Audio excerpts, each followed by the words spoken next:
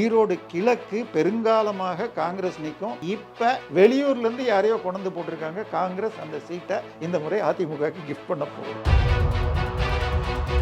Senthil பாலாஜியா, SP வேலுமணியா, யாரு அதிகமான தொகுதிகளை கொங்கு பகுதியில் வெற்றி பெற்று அவங்களுடைய கட்சி தலைவர்கள்ட்ட கொண்டு போய் கொடுக்கும்? வேலுமணி மாவட்டத்தை வெல்வார். பட் செந்தில் பாலாஜி தனிப்பட்ட முறையில் அந்த தொகுதியை வெல்வதற்கு எல்லாம் செய்து கொண்டிருக்கிறார். பட் என்னை பொறுத்தவரை கோவை தெற்கு தள்ளி போறதுக்கும் வாய்ப்பு இருக்கிறது.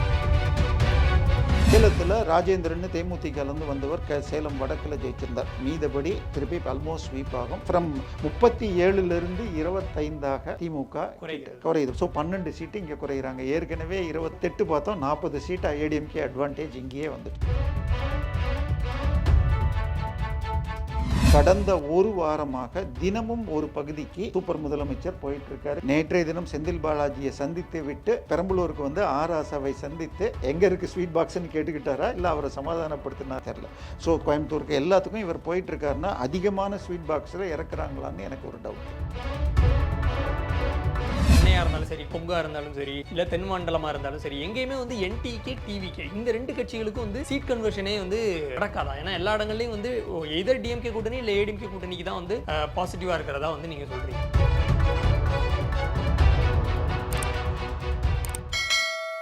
வணக்கம். வணக்கம் சார், இப்போ நம்ம இந்த சர்வே இந்த முடிவுகள் தொடர்பாக வந்து நம்ம கொங்கு மண்டலம் வந்து பார்க்கலாம். ஸோ கொங்கு மண்டலம் வந்து அதிமுக கூட்டணிக்கு ரொம்ப முக்கியமான மண்டலமாக தான் எப்போவுமே வந்து பார்க்கப்படும். ஏன்னா அதிமுகவுக்கு வந்து ரொம்ப ஸ்ட்ராங் ஹோல்டு கொங்கு மண்டலத்தில் இருக்குது. பட் இந்த டைம் நம்ம பார்க்க வேண்டியது என்ன அப்படின்னா, செந்தில் பாலாஜி அவர்கள் வந்து கரூர்லேருந்து கோயம்புத்தூரில் வந்து போட்டியிடுறாரு. கொங்கு மண்டலம் வந்து எப்போவுமே அதிமுகவினுடைய ஒரு கோட்டையாக இருக்குது. அதை திமுக கோட்டையாக மாற்றணும் அப்படிங்கிறதுக்காக தான் செந்தில் பாலாஜி அவர்கள் அங்கே களம் இறக்கப்பட்டிருக்கிறார் அப்படின்னு வந்து ஒரு விஷயம் வந்து சொல்கிறாங்க. இந்த பக்கம் அதிமுகவுக்காக வந்து எஸ்பி வேலுமணி அவர்கள் இருக்கிறார். அவர் வந்து ஒரு ஸ்ட்ராங்கான லீடராக அந்த பகுதியில் வந்து அதிமுகவுக்கு வெற்றி பெற்று அதிமுக கிட்ட கொடுக்கக்கூடிய ஒரு முக்கியமான நபராக இருக்கிறாரு. இந்த பக்கம் வந்து செந்தில் பாலாஜி அவர்கள் வந்திருக்கிறாரு.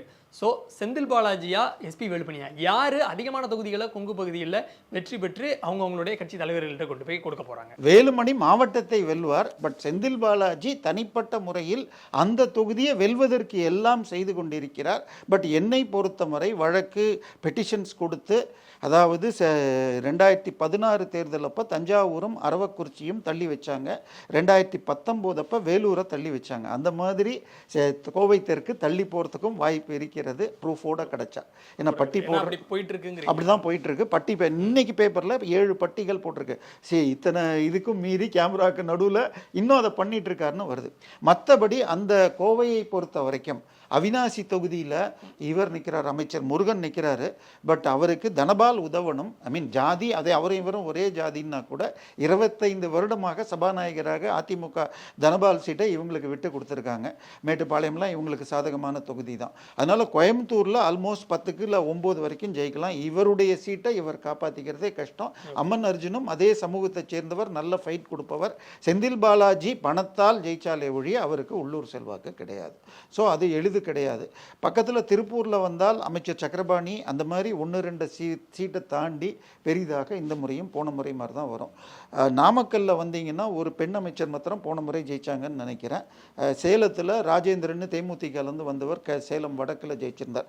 அவர் வேணாலும் ரிட்டைன் ஆகலாம். மீதபடி திருப்பி ஆல்மோஸ்ட் ஸ்வீப் ஆகும். ராசிபுரமோ ஏதோ ஒரு சீட்டு இந்த முறை மாற்றி கொடுத்துருக்காங்க. அது இந்த சைடு தான் வருது. 1-2 அடிஷ்னல் சீட்டில் அதுவும் வந்து நிற்குது. ஈரோடு கிழக்கு பெருங்காலமாக காங்கிரஸ் நிற்கும்.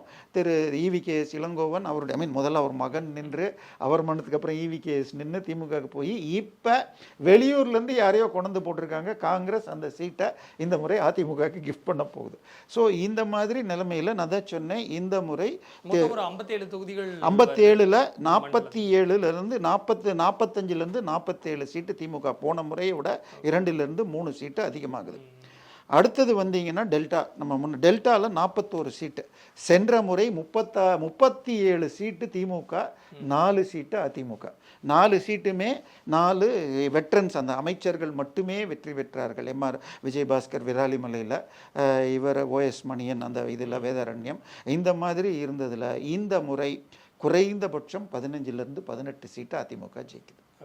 திருச்சியிலேயே நான் முன்னாடியே சொன்ன மாதிரி மணச்சநல்லூரையும் லால்குடியும் கைப்பற்றதுக்கு வாய்ப்பு இருக்குது. திருச்சி கிழக்கு அது டைட்டாக இருக்குது. பட் ப்ரெஷர் சர்ச் மூலமாக வெற்றி ஆகணும்னு ஒரு இது இருக்குது. KN நேரு சீட்டில் அமமுக நிற்கிறது. அவர் கேட்டு வாங்கி நான் இவரை தோக்கடிப்பேன்னு கடுமையாக உழைக்கிறார். பட் நான் வாய்ப்பு கொடுக்கல. சரியா? கரூரில் 4ல் போன முறை 4மே ஜெயிச்சாங்க, இந்த முறை 2 மாறுகிறது. ஸோ அதுக்கப்புறம் பார்த்தீங்கன்னு சொன்னால் புதுக்கோட்டை டிஸ்ட்ரிக்ட்லேயும் உங்களுக்கு ஒரு 2 சீட் அதிமுகவுக்கு வருது. ஸோ இந்த இந்த இதில் 17 ஸோ ஃப்ரம் 37லிருந்து 25ஆக திமுக குறையுது. ஸோ 12 சீட்டு இங்கே குறைகிறாங்க. ஏற்கனவே 25 28 பார்த்தோம், 40 சீட் ஏடிஎம்கே அட்வான்டேஜ் இங்கேயே வந்துடுச்சு. கொங்கு மண்டலம் வந்து தொகுதிகளாக பார்த்தோம் அப்படின்னா ஒரு 57 தொகுதிகள் கிட்டத்தட்ட வருது. அதில் வந்து 47 தொகுதிகளை அதிமுக வெற்றி பெறும், 10 தொகுதிகள்னா 11 12 தான் வந்து திமுக வெற்றி பெற வாய்ப்பு இருக்குது அப்படின்னு நீங்கள் சொன்னீங்க. இப்போ செந்தில் பாலாஜி ஃபேக்டர் வந்து அங்கே வந்து ஒர்க் ஆகாதா? ப்ளஸ் செந்தில் பாலாஜி அவர் தொகுதியில் ஷோராக வெற்றி பெற்றுவாருன்னு நீங்கள் சொல்கிறீங்களா? இல்லை, அதுதான் சொல்கிறேன். என்னை பொறுத்த வரைக்கும் அதிமுக கண்கொத்தி பாம்பாய் வேலை செய்து அந்த தொகுதியை கவுண்டர்மெண்ட் பண்ண தான் பார்ப்பாங்க. இடைத்தேர்தல் வந்தால் பின்னாடி ஜெயிக்கலாம்னு சொல்லிட்டு.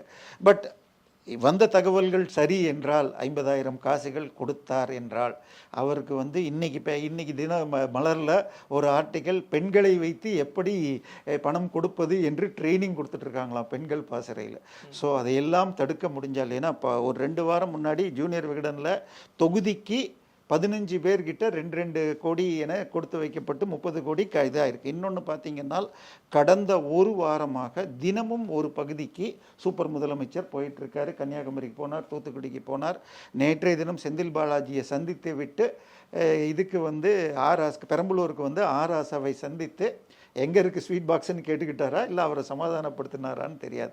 ஏன்னால் சென்னை மண்டலத்துடைய பொறுப்பாளராக ஆராசாவிடம் இருந்தது. சென்னை மற்றும் சேகர் பாபு கொடுக்கறதும் மீதி மற்றதுக்கு கொடுக்க வேண்டியதும் அவர் மூலமாக கொடுத்து வச்சதா, அதுக்காக போனாரான்னு தெரில. ஸோ கோயம்புத்தூருக்கு எல்லாத்துக்கும் இவர் போயிட்டுருக்காருன்னா அதிகமான ஸ்வீட் பாக்ஸில் இறக்குறாங்களான்னு எனக்கு ஒரு டவுட் இருக்குது. சார், ஒன்றே நிதி பலம் எப்பொழுதும் வெற்றி பெற முடியாது. இப்போ திமுக பண்ண தப்பு நெரேட்டிவே போதும் அப்படின்னு பார்க்குறாங்க. ஆட்சி செஞ்ச பிறகு நான் இதை செஞ்சேன் அப்படின்னு சொல்லணும். அப்படி சொன்னால் நான் முதல்வன் போல 1-2 திட்டங்களை தாண்டி அதிலிருந்து பலன் பெறுபவர்கள் ஒரு 2000லேருந்து 3000 வருஷத்துக்கு ஐஏஎஸ் மொத்தம் இந்தியா ஃபுல்லாக படிக்கிறதே 1000 பேர் பாஸ் ஆகுது. ஸோ அதில் நான் முதல்வன் மூலமாக தமிழ்நாட்டிலேருந்து 50-100 பேர் போகிறாங்க. அதில் பாஸ் பண்ணவங்களில் 70% வேறு கோச்சிங் சென்டர்லேயும் படித்தவங்க 2வது 3வது அட்டெம்ப்ட். ஸோ பேருக்கு தான் இதோட யூட்டிலிட்டி இருக்குமே தவிர பெரிதாக இருக்காது. பட் இப்போ இந்த கொங்கு பகுதிகளில் வந்து கொங்கு பகுதியில் அதிமுக ஜெயிச்சிரும். இல்லை, அதான் நான் வரேன். வாய்ப்பு இருக்கக்கூடிய தொகுதிகள் நேம் மட்டும் இல்லை, அதாவது கொங்குல இது 4 பகுதி. கொங்குவே 4ஆக பிரியும். ஒரு பக்கம் சேலம் திருப்பூர், கோவை திருப்பூர், இன்னொன்று தர்மபுரி சேலம். இந்த தர்மபுரி சேலத்தில் 16 சீட் இருக்குது. இந்த கிருஷ்ணகிரி மாவட்டமும் சேர்த்துங்க. இப்போ ஒரிஜினல் தர்மபுரியோடு இந்த 18 தொகுதிகளில் வன்னியர்கள் பர்சன்டேஜ் ரொம்ப அதிகம். ஸோ வன்னியர்கள் 10.5 அவர் கொடுத்தார் என்று போன முறையே அப்படியே லம்பாக கொடுத்தாங்க. இங்கேயும் காங்கிரஸுக்கு ஊத்தங்கரையை கொடுத்துருக்காங்க. இது ஊத்தங்கரையில் இன்னொரு தொகுதியை ஜிகேஎஸ் மணி மகனை கொண்டு வந்து நிறுத்தியிருக்காங்க. இது எல்லாமே உள்ளூர் திமுகவும் எதிர்ப்பாக இருக்குது, இதுவும் எதிர்ப்பாக இருக்குது. கிருஷ்ணகிரியில் வந்து டாக்டர் செல்லகுமாரை கொடுத்துருக்காங்க. அவரை உள்ளூர் மக்களாக அவங்க பார்க்கல. ஏற்கனவே அவர் எம்பியாக இருந்து ஒன்றும் பண்ணலன்னு போன முறை சீட்டு மறுக்கப்பட்டவருக்கு இந்த முறை சீட்டு கொடுக்கப்பட்டிருக்கு. ஸோ அப்போ கிருஷ்ணகிரி தொகுதிக்குள்ளேயே 6ல் 2 இந்த மாதிரி பிரித்து கொடுத்துருக்காங்க. போச்சம்பள்ளி இந்த மாதிரி வரிசையாக பார்க்குறப்ப ஹொசூர்லேயும் இது தளியில் மட்டும் சிபிஐ வெற்றி பெறத்துக்கு வாய்ப்பு இருக்குது. அது ராமச்சந்திரன் சொல்லிட்டு அவருக்கு தோழர்னு நீங்கள் கம்யூனிஸ்ட்னு சொன்னால் கூட அவர் ஒரு தாதா இதில் கல்குவாரி இந்த பிஸ்னஸில். அந்த ஒரு சீட்டை அவருடைய மிரட்டல் பலத்தால் அதை எதிர்த்து பாஜக நிற்குது.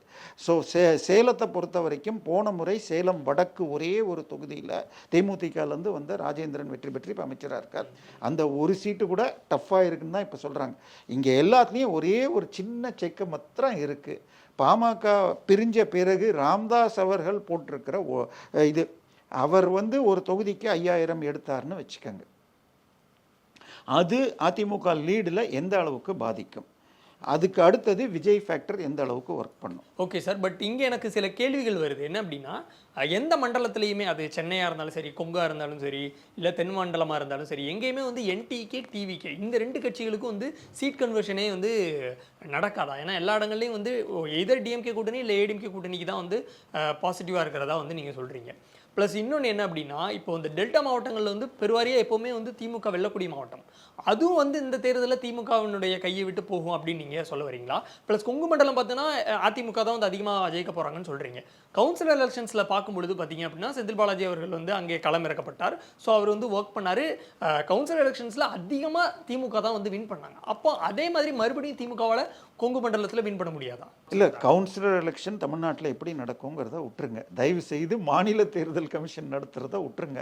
எப்பயுமே ஆளுங்கட்சி ஜெயிக்கும், அதிமுக இருந்தாலும் சரி. அதை பெரிது பண்ணவே வேண்டாம். அதில் கூட 8% திமுக பாஜக தனியாகவே கடைசி 8 நாள் இருந்தப்போ நிற்க வச்சு ஜெயிச்சு காட்டு.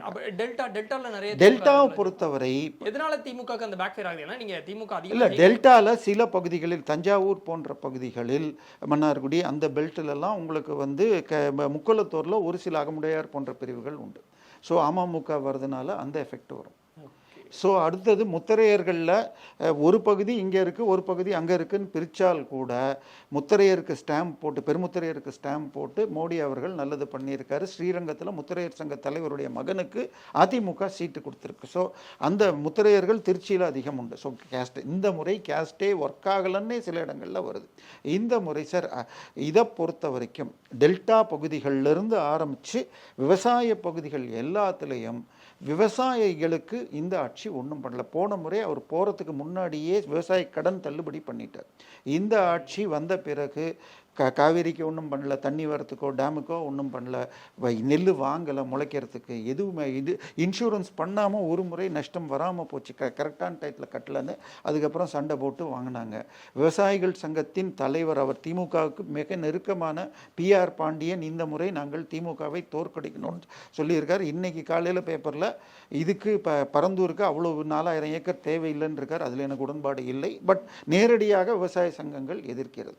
ஸோ என்ன பிரச்சனைன்னா, நீங்கள் 2021 எலெக்ஷனை டூ மச் பேசிஸாக எடுத்துக்க முடியாது. அதாவது மதுரை டெல்டாவில் அந்தந்த அமைச்சர்கள் அவங்க தொகுதியை மாத்திரம் வின் பண்ணிட்டு போனாங்க. புதுக்கோட்டையில் விராலிமலையில் மட்டும் அவர் ஜெயிச்சார். இதில் நாகப்பட்டினத்தில் வேதாரண்யம் மாத்திரம் OS மணியன் ஜெயிச்சார்.